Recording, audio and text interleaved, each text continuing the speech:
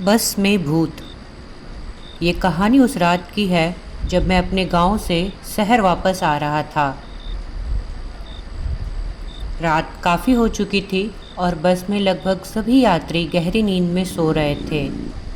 बाहर की सुनसान सड़क पर बस तेज रफ्तार से चल रही थी। अचानक एक झटके के साथ बस रुकी। ड्राइवर ने उतरकर देखा तो पता चला कि बस का टायर पंचर हो चुका है।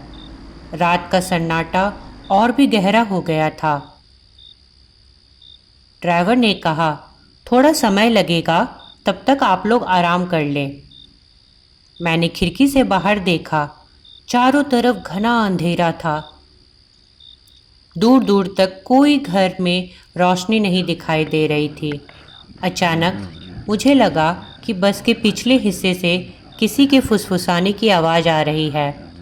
मैंने ध्यान से सुना तो लगा जैसे कोई रो रही है।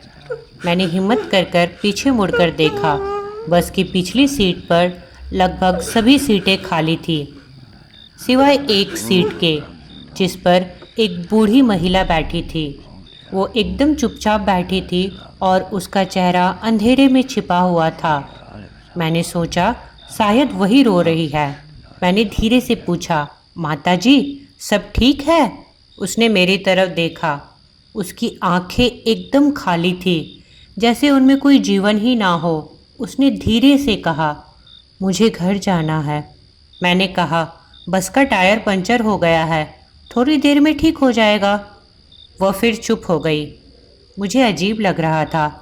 उसकी आवाज़ में एक अजब सी उदासी थी। मैंने सोचा शायद वो परेशान होगी, इसलिए मैंने उसे अकेला छोड़ दिया।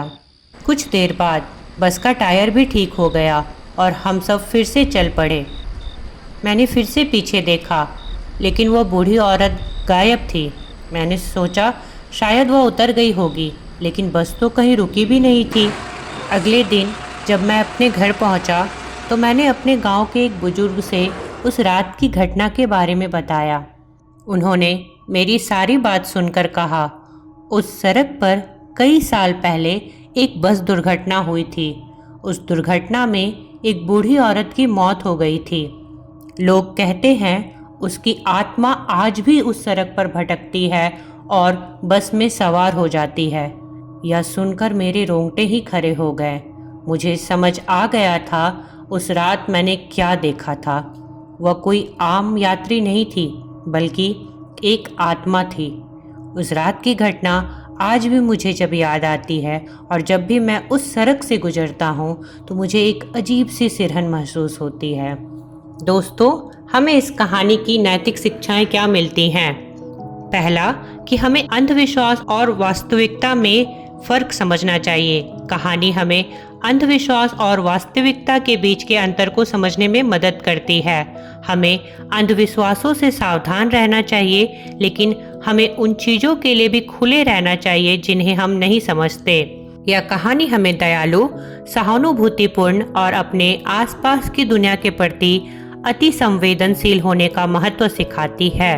ऐसी और रोचक कहानियाँ सुनने के लिए हमारे चैनल को सब्सक्राइब करें, कहानी को लाइक करें, कमेंट करें और शेयर करें। Thank you.